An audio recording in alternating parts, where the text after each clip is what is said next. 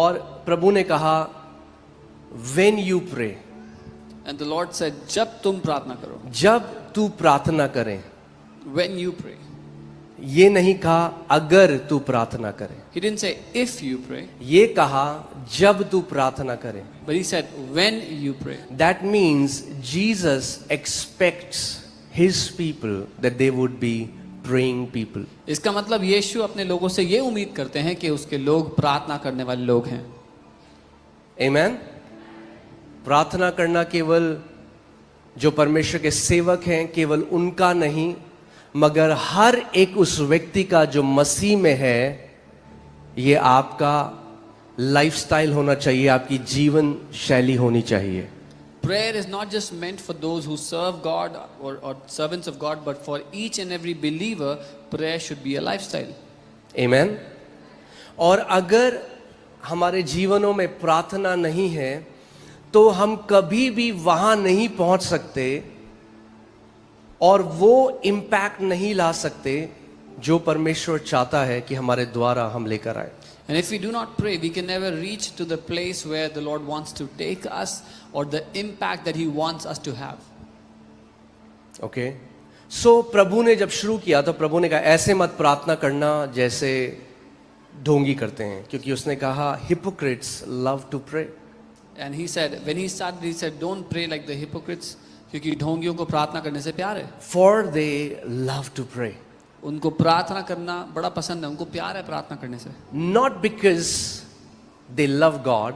इसलिए नहीं कि वो परमेश्वर से प्यार करते हैं. They love to pray because it gives them a platform to appear spiritual before people. उनको प्रार्थना करने से इसीलिए प्यार है क्योंकि उनको लोगों के सामने आत्मिक दिखने के लिए मंच मिलता है उससे. इसीलिए आप जो करते हो मसीह में उससे ज्यादा जरूरी ये है कि आप क्यों वो करते हो जो आप करते हो. Which is why what you do in the Lord, more important than that is why do you do what you do in the Lord? क्योंकि प्रभु यीशु मसीह ने कहा ये फरीसी, ये जो ढोंगी हैं, ये भी प्रार्थना करते हैं, मगर तुम जो मेरे लोग हो उनकी तरह प्रार्थना मत करना. Because Jesus said these Pharisees, these hypocrites, they also pray, but you, my people, do not pray like them. Okay. So प्रभु ने बताया कि ऐसे प्रार्थना नहीं करनी. The Lord said, do not pray like this. मैं जब तुम प्रार्थना करो तो अपने कमरे में जाओ When you pray, go into your room. और पिता जो गुप्त में देखता है And Father who sees in secret तुम्हें खुले में पुरस्कार देगा, रिवॉर्ड देगा, will reward you openly, उसका प्रतिफल देगा. will give you the reward. इसका मतलब अगर हम बाइबल के इस अध्ययन को देखें और समझें, इसका मतलब प्रार्थना प्रतिफल को लेकर आता है. This means if we study the Bible here and understand, it says prayer brings reward. Okay? That means if you have a praying lifestyle, अगर आपका प्रार्थना की जीवन शैली है, you will walk. Your life will be filled with the rewards of God. तो आपकी जिंदगी परमेश्वर से प्रतिफलों से भरी होगी. Amen? कितने लोग चाहते हैं that your life will be full of God's reward? How many people want their life to be full of God's reward? अब मुझे पता है कई लोग बोलेंगे हाँ हम मसीह के पीछे इसलिए नहीं जाते कि हमें रिवॉर्ड. अरे आप नहीं कह रहे हो, मसीह ने बोला, यीशु बोल रहा है Yeah, I know some कि people पिता रिवॉर्ड देगा. तो डोंट टेल मी दैट. उसने नहीं कहा तुम मांगोगे, उसने कहा तुम प्रार्थना करो, रिवॉर्ड पिता देगा. He didn't say you will ask for it. He said you pray, the Father will give the reward. We don't pray for reward. हम उपवास प्रार्थना इसलिए नहीं करते कि We reward pray for मिलेगा. him. हम उसके लिए प्रार्थना करते He is the one who gives reward. हैं. वो है जो वो देता है We प्रतिफल. are not after reward. हम प्रतिफल के पीछे We are नहीं, after him. हम उसके पीछे हैं. But God is a rewarder to those who diligently seek him. लेकिन परमेश्वर उनको प्रतिफल देता है जो उसको लॉ लगाकर ढूंढते हैं. क्या करोगे आप? He is a rewarder. What will you do? वो प्रतिफल देने वाला परमेश्वर है. Amen? Okay, but इस पे मैं आज फोकस नहीं करूंगा. But I'll not focus on this today. मैं फोकस करना चाहता हूं दूसरी बात जो प्रभु ने कही इसके बाद. The second thing that फिर Jesus उसने said, कहा और जब तू उपवास करे and he said, when you fast, तो ढोंगियों की तरह मत करना, do not fast like the hypocrites, क्योंकि अपना चेहरा उदास कर लेते हैं because they put on a sad कि लोगों के countenance, सामने वो दिख सकें कि वो उपवास कर रहे हैं. that they might appear to be fasting before men. और फिर प्रभु ने कहा उनको भी कोई प्रतिफल नहीं मिलेगा। And the Lord said they will have no reward. तीसरा उसने कहा कि जब तू दान करे, जब तू दे। Third, he said, when you give. So say this, PFG, prayer, fasting, giving. Prayer, प्रार्थना, fasting, उपवास giving. और देना. These can be three powerful weapons if you know how to yield them. ये 3 शक्तिशाली हथियार हो सकते हैं अगर आप इसको कैसे इस्तेमाल करना है सीख गए. ओके और इन तीनों की एक बहुत अगर एक विश्वासी के जीवन में ये तीनों चीज नहीं है, If these 3 things are not in the life of a believer, आप वो मिस करोगे जहां परमेश्वर आपको ले जाना चाहता है। you will miss where God wants to take you. सो इसका मतलब वैसे ही जीसस ने कहा when you fast, when you pray, when you give. इसका मतलब यीशु मसीह ये मानते हैं कि मेरे लोग प्रार्थना करने वाले, उपवास करने वाले और उदारता से देने वाले होंगे। Jesus said, जब तुम प्रार्थना करते हो, जब तुम उपवास करते हो, जब तुम देते हो. So Jesus expects that my people are the people who pray, fast and give.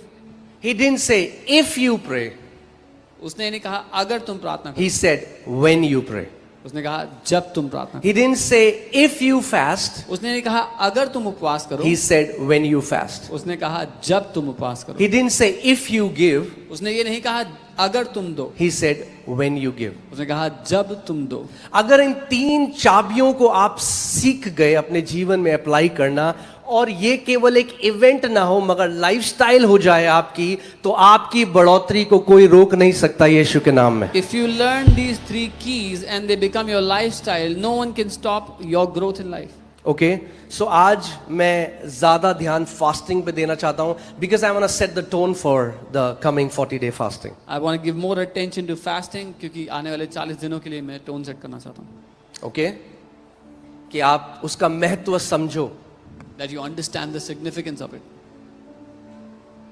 इससे पहले कि हम सीखें उपवास क्या है, पहले ये सीखते हैं उपवास क्या नहीं है, क्योंकि ऐसे यीशु ने भी सिखाया। उसने कहा जब तुम प्रार्थना करो तो ऐसे मत करना।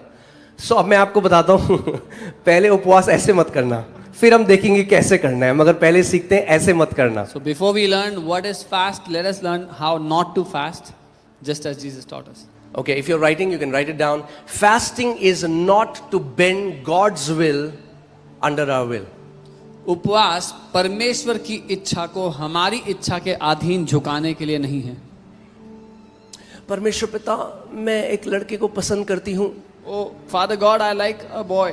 वो मसीह में नहीं है, He is not in the Lord. मगर इस 40 दिन की उपवास प्रार्थना के बाद But after these 40 days of fasting and prayer, मैं मरोड़ के परमेश्वर की बाह मरोड़ दूंगी मैं। I will twist God's arm. No, that's a wrong kind of fast. नहीं, ये गलत तरीके का उपवास है. You don't fast to bend God's will. आप परमेश्वर की इच्छा को मरोड़ने के लिए उपवास नहीं करते हो. प्रभु यीशु मसीह ने हमें सिखाया, उसने कहा इस तरीके से प्रार्थना करो, Let your kingdom come on earth, let your will be done, your kingdom come, your will be done, not my kingdom come, my will be done. Okay? प्रभु यीशु ने Say this सिखाया after me. Let your kingdom come, आपका राज्य आए, your will be done. आपकी इच्छा पूरी हो. The biggest hindrance to God's kingdom is my kingdom. सबसे बड़ी जो रुकावट परमेश्वर के राज्य के लिए है वो मेरा खुद का राज्य है. Okay?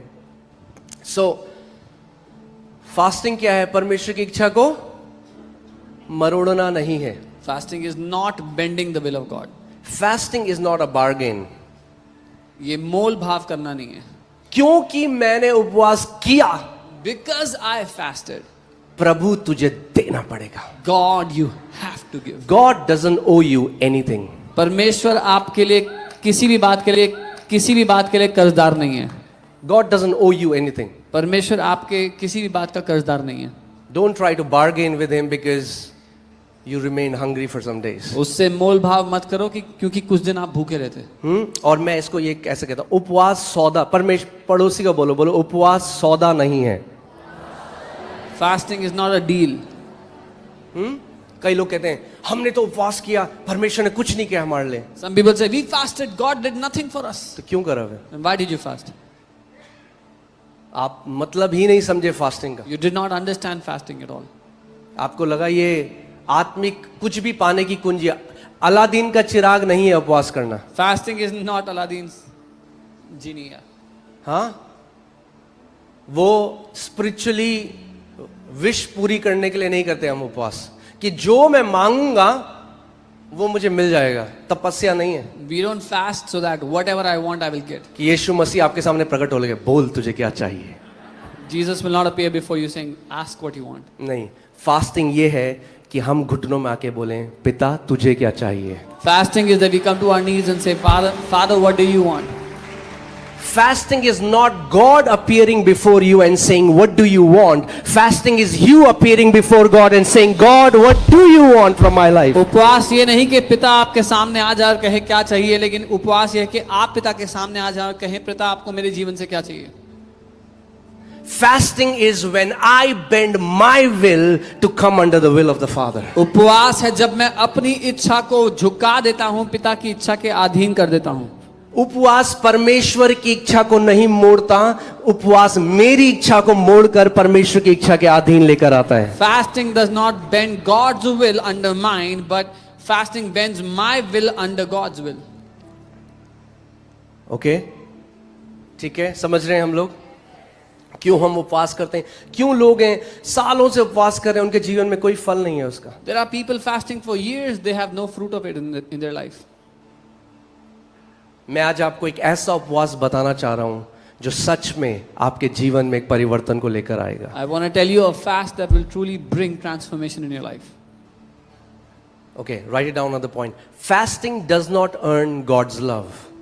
उपवास परमेश्वर के प्रेम को नहीं खरीद सकता। यानी जो 40 दिन उपवास करता है परमेश्वर उससे ज्यादा प्यार नहीं करेगा उससे जो केवल 2 दिन करता है या 1 दिन करता है।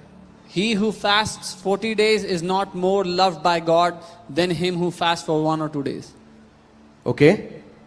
You cannot earn God's love by fasting. आप परमेश्वर का प्यार कमा नहीं सकते उपवास करके, क्योंकि रोमियो 5:8 में लिखा है जब हम पापी ही थे तब परमेश्वर ने उस दशा में हमसे प्रेम किया। Romans 5:8 says even when we were sinners God loved us.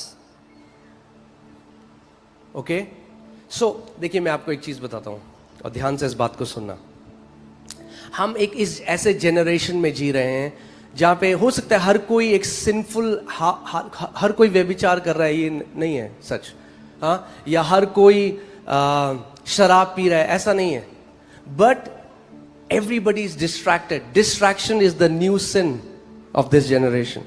हम एक ऐसी पीढ़ी में जहां हर कोई, not everybody is committing adultery और अदर सिंस, बट हर कोई डिस्ट्रैक्टेड है। डिस्ट्रैक्शन आज का नया पाप है। We are distracted. हर कोई डिस्ट्रैक्टेड है। आप फोन उठाओ, फोन खोलो, अभी आप स्विट्जरलैंड में हो, अभी आप अमेरिका में हो, अभी आप कहीं हो। Pick up your phone, you open your phone, now you're in Switzerland, America, wherever. Because we are too distracted, क्योंकि हम इतने ज्यादा डिस्ट्रैक्टेड हैं, discipline seems like a bondage. इसलिए अनुशासन एक बंधन जैसा लगता है। इसीलिए जो नई पीढ़ी है वो कहती है परमेश्वर हमसे प्यार करता है, अब हमें कुछ मत बोलो करने के लिए, वो हमसे He loves me the way I am. So the new generation says, जैसा मैं हूं प्रभु मुझसे वैसे प्यार करता है, don't tell me to do anything. जैसा तू है परमेश्वर तुझसे वैसा प्यार करता है, मूर्ख, इसलिए तुझे वैसे नहीं रख छोड़ेगा जैसा तू है, तुझे अपने प्रेम से बदल देगा, अपने स्वरूप में, अपनी महिमा में, अपने अनुसार। Because God loves you the way you are, which is why He will not leave you the way you are, but He will transform you by His love, by His glory. Yes, He loves you the way you are. हाँ, जैसे आप हो वो आपसे प्यार But करता He will है, not leave you the way you are. पर आपको वैसा ही नहीं छोड़ देगा वो। Okay? So, when जब नई पीढ़ी परमेश्वर के प्रेम के, परमेश्वर के अनुग्रह के वचन को सुनती है कई बारी, तो वो उसको एक डॉक्ट्रिन की तरह देखती है. When the new generation sees the love of God, or the grace of God, they see it like a doctrine. तो वो कहते हैं कि अब तो प्रभु मुझसे प्यार करता है, They say, now मैं God जो भी loves करूं me. प्रभु मुझसे प्यार करता है. No matter what I do, God loves me. Yes, प्रभु आपको ठुकराएगा नहीं, मगर क्या आपने वचन में पढ़ा है कि आप पवित्र आत्मा को शोकित कर सकते हो? You can grieve the Holy Spirit. Yes, God will not reject you, but have you read in the Word that you can grieve the Holy Spirit? हम लोग डिस्ट्रैक्ट हो के इतने हार्ड हो सकते हैं अपने हार्ट में, इतना हमारा हृदय कठोर हो सकता है Being distracted, we can be so hardened in our hearts कि हमें पता भी ना चले कि कब वो जो कनेक्शन हमारा परमेश्वर के साथ था वो टूट गया और हमें पता नहीं है. that we won't even know when that connection got disconnected, and we didn't even know. सच बोल सकता हूँ इस जगह में? Can I speak the truth?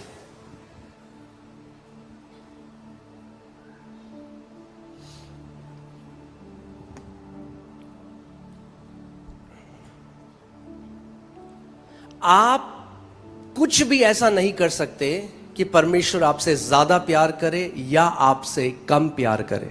You can do nothing to make God love you more or to make God love you less. ध्यान से सुनो, But hear carefully. आप जरूर ऐसा कुछ कर सकते हो कि आप परमेश्वर से ज्यादा प्यार करो और आप परमेश्वर से कम प्यार करो. You can surely do some things that will make you love God more or they will make you love God less. वो तो अनचेंजिंग है, वो बदलता नहीं है, उसका प्रेम हमारे साथ एक. मगर हम जिस प्रेम से वापस उससे प्रेम करते हैं वो ऊपर और नीचे जा सकता है अगर हम संवेदनशील नहीं हैं कि हम कैसा जीवन जी रहे हैं. He is unchanging. His love towards us does not change. But if we are not sensitive, how we love Him can change. यीशु मसीह ने दृष्टांत में बताया, धन का लालच. अगर 24 घंटे पैसे के बारे में सोचते हो और आपका जीवन इसी में है, शुरू इसी से होता है, इसी से खत्म हो जाता है कि और अमीर कैसे हो, और पैसा कैसे हो, चिंता. बाइबल कहती है वचन जो बीज गया भी अंदर, धन का लालच और चिंताएं जीवन की, ये ऐसे झाड़ियां थी जिन्होंने क्या किया, वचन को चोक कर दिया. Jesus said in a parable that the lust for money, the love for money, if you wake up and you think about how you can get more money, if you consume with that thought, or the worries of life, even when the word came, the love for money and worries for life, choke that word. Okay यानी परमेश्वर का वचन तभी आपके जीवन में फल लाएगा जब आपके हृदय का एटीट्यूड सही है. That means the word of God will only bring fruit in your life when the attitude of your heart is right. चलो मैं जल्दी जल्दी आगे चलता हूँ क्योंकि बहुत कुछ मैं चाहता हूँ कि आज हम कुछ स्क्रिप्चर्स को देखेंगे. हम वचन सीखने वाले लोग हैं, आमेन.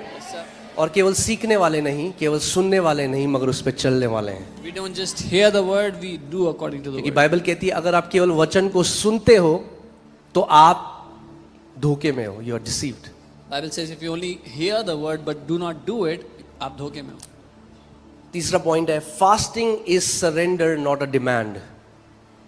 उपवास समर्पण है, मांगे रखना नहीं है. मैंने तो उपवास किया, मुझे तो कुछ मिला नहीं. I fasted, I got nothing. हो सकता है फास्टिंग कभी मिलने के बारे में थी नहीं. Maybe fasting was never about getting anything. What if I tell you fasting isn't about getting anything from God? क्या होगा अगर मैं कहूं कि उपवास परमेश्वर से कुछ हासिल करने के बारे में है ही नहीं. हमने तो उपवास किया, वो भी फास्ट, हमें तो कुछ मिला नहीं, we didn't get anything. करा नहीं सही fast. Then you did not fast. क्योंकि ऐसे नहीं बोलते फास्ट के बाद में. Otherwise you would not have spoken like that. Okay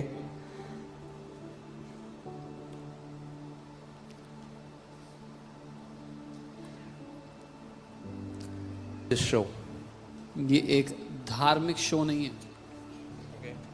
fasting is not about impressing anyone or proving that you are somebody in the spirit. किसी को impress करने के लिए, ये साबित करने के लिए नहीं कि आप कुछ हो आत्मा में.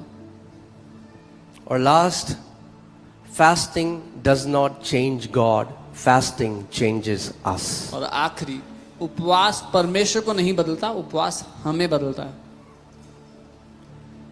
कितने लोग यहां पर ऐसे हैं जो कहते हैं हाँ मुझे अभी मसीह के डील डॉल में और बढ़ना है और बदलना है, तो अपना हाथ उठाओ. How many people here will say that I have to still grow in the stature in the height of Christ? How many people realize I have still wrong attitudes? I still worry so much. I still get afraid. I still get entangled in distractions.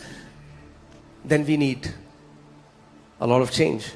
कितने लोग ये जानते हैं मैं अभी भी गलत चिंता करता हूँ, गलत विचारों में जाता हूँ और हम सबको उससे बदलने की आवश्यकता है. अगर कोई ऐसा है जो कहता है नहीं मुझे कोई बदलने की जरूरत नहीं, ये फिर वचन आपके लिए नहीं है. If anyone says they do not have any need to change, then this word is not for you. अगर आप कहते हैं मैं बिल्कुल वहां पे हूं जहां पे मुझे होना चाहिए, If you say तो I ये have- वचन आपके लिए नहीं है. लास्ट में जब आराधना हो रही होगी एक गीत आपके लिए भी गाएंगे.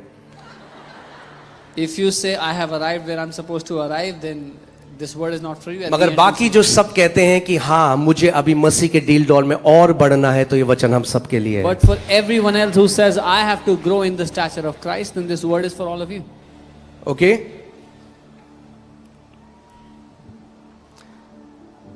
मुझे प्रभु के एक बात बहुत पसंद है प्रभु यीशु मसीह की, और वो ये है कि उसको कोई बहुत भारी भरकम स्पिरिचुअल लिंगों का इस्तेमाल नहीं किया उसने किसी को इंप्रेस करने के लिए कि मैं बहुत आत्मिक हूं. I love one thing about the Lord Jesus. He did not use heavy dictionary words to impress anyone that I'm very spiritual. Because he had no need to impress anyone. उसको कोई चाहत नहीं थी किसी को impress करने की. और प्रभु के साथ चलते हुए इतने सालों में मैंने एक चीज सीखी है. And so The many years, most powerful spiritual truths are the most simple truths. and so many years walking with the Lord, I have learned that सबसे शक्तिशाली जो सत्य हैं राज्य में वो सबसे आसान सत्य हैं. और लूका 14 आयत में प्रभु यीशु मसीह कुछ सिखा रहे, तो मैं जल्दी से आपको पढ़ के बताता हूँ. वो किसी घर में आमंत्रित था, और जब वो उस घर में गया तो उसने देखा सारे लोग क्या देख रहे हैं, सबसे अच्छी कुर्सी, He was invited सबसे to a अच्छी house. जगह. He was invited to a house, and when he went, he saw everybody is looking for the best chair. जब उसने देखा कि आमंत्रित लोग कैसे मुख्य मुख्य जगह चुन लेते हैं, तो एक दृष्टांत देकर उनसे कहा. So when he saw how people choose the best places, the best chairs for themselves, he said in a parable. जब कोई तुझे विवाह में बुलाए तो मुख्य जगह में ना बैठना. When you are invited by anyone to a wedding, do not sit down in the best place. कलेश की मेन कारण The main reason for all the fights. हमें पुछियानी. कहीं ऐसा ना हो कि उसने तुझसे भी किसी बड़े को न्योता किया हो. Lest one more honorable than you, then more honorable than you be invited by him. और जिसने तुझे और उसे दोनों को न्योता दिया है आकर तुझसे कहे इसको जगह दीजिए, तब तुझे लज्जित होकर सबसे नीची जगह में बैठना पड़ेगा. And he who invited you and him come and say to you, give place to this man, and then you begin with shame to Yes. take the lowest place. शादी में ही नहीं होता, यहां भी होता है. This doesn't just happen in weddings, it happens here also. कई लोग मुंह फुला के बैठेंगे कि आगे चेयर नहीं मिली, Some people are upset because they didn't get the front chair. और फिर जो वचन परमेश्वर उनको भेजना चाहता था वो पूरा वचन नहीं सुनते. And then the word that God wanted to give to them, they do not hear that word. अरे आगे बैठे और पीछे बैठने से कोई फर्क नहीं पड़ता. It does not make any difference whether आपका you're sitting दिल here का or there. स्वभाव कैसा है वचन के लिए, उससे फर्क पड़ता है. How is the attitude of your heart that makes the difference. जो आगे बैठे हैं ये लोग जरूरी नहीं है ये वचन ग्रहण कर रहे हैं. Those who are sitting in front, not important that they are hearing the receiving the word. Physical proximity has to do nothing with the spiritual attitude. शारीरिक करीबी से आत्मिक रवैया तय नहीं होता. एक व्यक्ति सबसे आगे बैठकर वचन को नहीं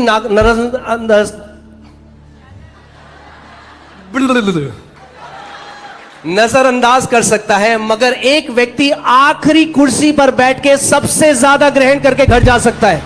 A person sitting on the first chair can be ignoring the word, but a person sitting on the last chair may be receiving the entire word.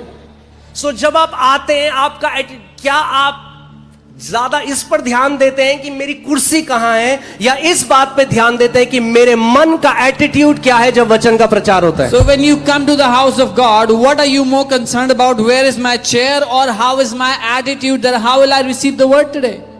क्योंकि मैं आपको बता रहा हूं कई ऐसे लोग हैं जो आज तक एफएलजे कलीसिया में नहीं आए और हजारों किलोमीटर दूर बैठकर आज इतना फल रहे हैं, क्योंकि आदर के साथ और नम्रता के साथ वचन को ग्रहण करते हैं। Because I'm telling you, there are so many people sitting thousands of kilometers away from this building, but they are receiving the word with so much honor, and their life is filled with fruits. Okay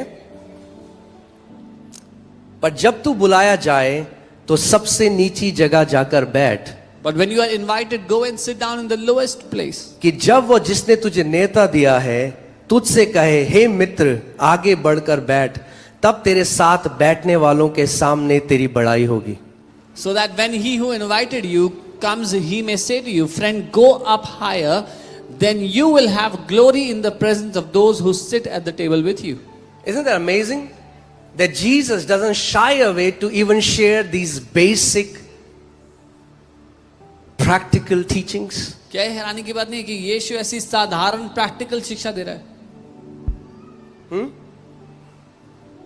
और मैं बता रहा हूं आज की कलीसिया को ये ज्यादा चाहिए। And I'm telling you, the church today needs this more. हम बताएं आप तीसरे स्वर्गों में बैठे हुए, मगर बाहर अगर आप जाके किसी को लड़ाई करो, कोई आपके आगे है, कोई एक माँ है, एक बहन है, एक बूढ़े व्यक्ति है, एक बूढ़ी औरत है, अगर आप उनको आदर ना दो तो फिर क्या फायदा पूरे इस शिक्षा को सुनने का। You come here, we tell you you're seated in the third heaven, and you go out, you misbehave with other people, you misbehave with the elderly. Then what is the point of teaching? 11वीं आयत पे आते हैं, and it will set the tone. क्योंकि प्रत्येक जो अपने आप को ऊंचा उठाता है, प्रत्येक, कुछ नहीं, बोलो प्रत्येक। प्रत्येक मतलब this is applicable to everyone. For everyone who exalts Everyone, himself will not be some, humbled. everyone. प्रत्येक जो अपने आप को ऊंचा उठाता है वो नीचा किया जाएगा, परमेश्वर का वचन कहता है। For everyone who exalts himself will be humbled, the Bible says. कई लोग आज तक इसको समझे नहीं। Many people have still not understood this. 40 साल हो गए, It's been वो 40 फिर नई years. जगह जाएंगे, वो They'll- कहते हैं, तुम्हें पता है मैं कौन हूं, मैं ये हूं, वो हूं, ये हूं, वो हूं, ये हूं, मैंने ये किया, वो किया, ये किया, वो किया। They'll go to a new place and say, you know, I'm this, I'm that, I did this, I did that. और फिर कोई फल नहीं, And there's no उनको समझ fruit. में नहीं आता ये क्यों है। No fruit in their life, and they don't understand why. उनको नहीं समझ में आ रहा कि क्यों मैं ऊंचा नहीं जा रहा। They don't understand तू why ऊंचा इसलिए नहीं जा रहा क्योंकि तू खुद से ऊंचा जाना चाहता है, इसलिए नहीं जा रहा। they're not going up higher because they're trying to go higher on their own. क्योंकि वचन कहता है हर कोई जो अपने आप को ऊंचा उठाना चाहेगा, परमेश्वर का वचन कह रहा है वो नीचा किया जाएगा। The word says everyone who exalts himself will be humbled.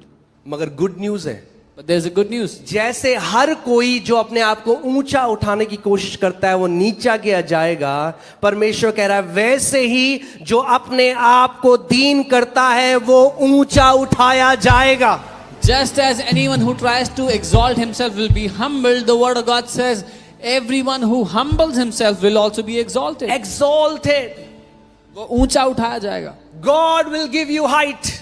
परमेश्वर आपको ऊंचाई You देगा। will not have to fight to go up. आपको लड़ना नहीं पड़ेगा ऊंचा चढ़ने के लिए। Your promotion is God's responsibility if you humble yourself. आपका प्रमोशन परमेश्वर की जिम्मेदारी है अगर अपने आप को आप नम्र करते हो तो। कितने लोग मेरी आवाज को सुन रहे हैं? You don't fight for your promotion. आप नहीं लड़ते You अपने प्रमोशन के लिए। you don't go after your promotion. You work on the attitude of your heart. अगर आप नम्र हो तो परमेश्वर कह रहा है मैं उठाऊंगा तुझे। आप अपने दिल के रवैये पे काम करते हो, and if you are humble, the Lord says, I will exalt you. It's a spiritual principle and is applicable to everyone. ये एक आत्मिक सिद्धांत है और ये हर एक पे लागू होता है। ओके आगे देखते हैं, ठीक है, जल्दी जल्दी। जेम्स 4:10, याकूब 4:10, प्रभु के सामने दीन बनो तो वह तुम्हें क्या बनाएगा? शिरोमणि बनाएगा। Humble yourself in the